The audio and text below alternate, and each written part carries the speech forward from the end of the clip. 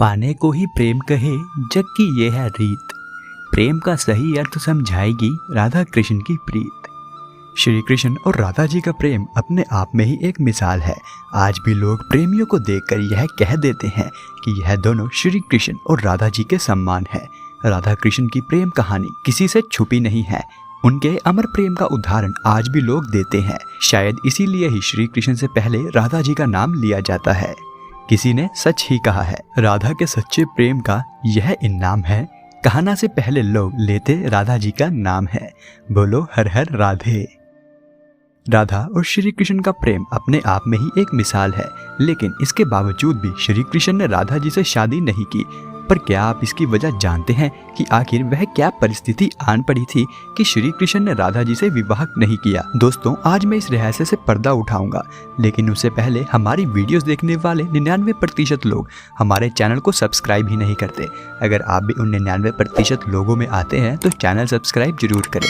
यह आपके लिए सिर्फ 1-2 क्लिक्स हैं, लेकिन मेरे लिए बहुत कुछ है। राधा और श्री कृष्ण का विवाह ना हो पाने की वजह तो पुराणों में मिलती है, लेकिन इसके अलग अलग कारण है। लेकिन आज यह कृष्ण भक्त आपसे उन सभी कारणों को अवगत करवाना चाहता है। पौराणिक कथा के अनुसार श्री कृष्ण एक बहुत ही कुशल कूटनीतिज्ञ थे, लेकिन राधा जी को केवल श्री कृष्ण में एक प्रेमी ही दिखाई देते थे। माना जाता है कि श्री कृष्ण और राधा जी की प्रेम कहानी बचपन में ही शुरू हो गई थी। यूं तो राधा श्री कृष्ण से उम्र में बड़ी थी, लेकिन तब भी उनके मन में कृष्ण के प्रति प्रेम उमड़ पड़ा था। यह तो सभी जानते हैं कि श्री कृष्ण विष्णु जी के अवतार हैं, लेकिन राधा जी यह नहीं जानती थी। श्री कृष्ण लीला का वर्णन करने वाले गर्ग मुनि की रचना गर्ग संहिता की माने तो बचपन में श्री कृष्ण नंद बाबा की गोद में खेल रहे थे। तभी उन्हें एक अद्भुत शक्ति का एहसास हुआ। वह शक्ति कोई और नहीं बल्कि राधा जी थे। दूसरे उल्लेख में राधा से विवाह के लिए श्री कृष्ण का आग्रह था। दूसरी तरफ यशोदा और नंद बाबा की वत्स मर्यादा। यशोदा कृष्ण को समझाती है कि राधा तुमसे उम्र में बड़ी है, एक छोटे गवाले की पुत्री है, और साथ ही साथ राधा का विवाह कंस की सेना के एक सैनिक से तय हो चुका है। तुम कृष्ण राधा से विवाह की बात छोड़ दो। माता यशोदा के समझाने पर जब श्री कृष्ण हट करते हैं तो यशोदा अपनी चिंता नंद बाबा को जताती है।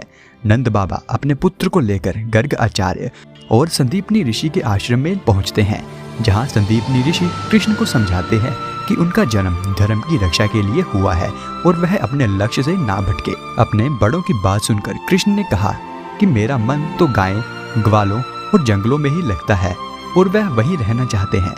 कृष्ण के मुख से यह बात सुनकर गर्ग आचार्य ने विचार किया कि अब समय आ गया है कि श्री कृष्ण को उनके जन्म की सच्चाई के बारे में बताया जाए। गर्गाचार्य ने कृष्ण को उनके जन्म का राज बताते हुए कहा कि वह यशोदा और नंद के पुत्र नहीं हैं। उनके जीवन का उद्देश्य धर्म की स्थापना करना है, और साथ ही साथ नारद मुनि की भविष्यवाणी के अनुसार उस महामानव के आने की जन्म की तारीख और समय तय है, और वह श्री कृष्ण के सारे गुणों से मेल खाता है। यह सुन कृष्ण चुपचाप और धीमे कदमों से गोवर्धन पर्वत की ओर चल पड़ते हैं।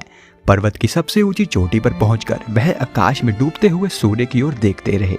काफी समय बाद जब वह नीचे उतर के आए तो वह पूरी तरह से बदल चुके थे। लोग उनको एक नई नजर से देख रहे थे और उनके चरणों में अपने नमन प्रदान कर रहे थे। अपने गांव वालों के प्रेम का सम्मान करते हुए वह अपने जीवन काल की ओर प्रस्थान करने से पहले एक आखिरी बार उन्होंने भव्य रास लीला का आयोजन किया, जहां उन्होंने खूब रास रचाया, नाचे गाए और अपनी कमर से बांसुरी को निकालकर राधा जी को दे दिया और बोले कि यह बांसुरी अब तुम्हारी है। आज के बाद मैं कभी बांसुरी नहीं बजाऊंगा।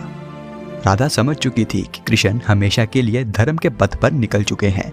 राधा ने बांसुरी ली और गले से लगाकर कृष्ण को अलविदा कर दिया, और उस दिन के बाद से कृष्ण कभी द्वारका से लौटे ही नहीं, और इस कारण ही राधा और श्री कृष्ण की शादी नहीं हो पाई। एक और पौराणिक मान्यता यह भी है कि राधा और रुक्मिणी एक ही थे। जैसे राधा श्री कृष्ण के प्रेम में लीन थी, वैसे ही रुक्मिणी भी श्री कृष्ण के प्रेम में लीन थी, और रुक्मिणी कृष्ण को अपने पति के रूप में पाने के सपने देखती थी। लेकिन रुक्मिणी के भाई ने उसका विवाह कहीं और तय कर दिया था। परंतु यह बात सुनते ही रुक्मिणी ने अपने भाई को यह कह दिया कि अगर उनका विवाह श्री कृष्ण से नहीं हुआ तो वह अपने प्राण त्याग देगी। श्री कृष्ण तब रुक्मिणी को जानते भी नहीं थे, पर हैरानी की बात तो यह है कि उन्होंने फिर भी रुक्मिणी से विवाह कर लिया। इसका कारण यह था कि रुक्मिणी को ही राधा का आध्यात्मिक अवतार माना जाता था, और इसी के चलते राधा और रुक्मिणी एक ही थे। इसके अनुसार कृष्ण का विवाह राधा स्वरूपी रुक्मिणी से हुआ था। सीधे शब्दों में कहें तो राधा कृष्ण का विवाह कभी भी सीधे तौर पर नहीं हुआ, परंतु दोनों ने जीवन भर एक दूसरे से ही प्रेम किया और एक सच्चे प्रेम की मिसाल बन गए। तो दोस्तों, यह था आज का वीडियो। अगर आपको वीडियो पसंद आया है तो लाइक करें और हमारे चैनल की बाकी वीडियोस को भी जरूर देखें, और अगर आपको वह पसंद आए तो चैनल को सब्सक्राइब जरूर करें। यह वीडियो देखने के लिए आपका धन्यवाद।